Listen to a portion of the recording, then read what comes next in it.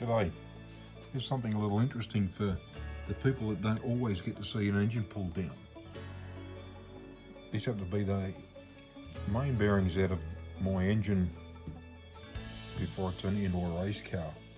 This one in particular, it's got this little mark in the bottom.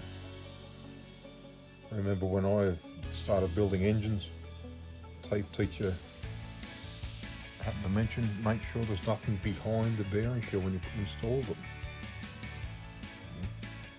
There you go.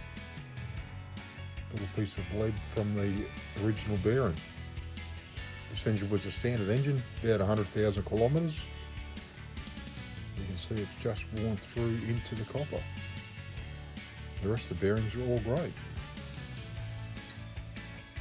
Apart from being laying around the workshop and being knocked about a bit, you can see a few scratches. But yeah, not too many people get to see that, and it hasn't damaged the engine or the crankshaft.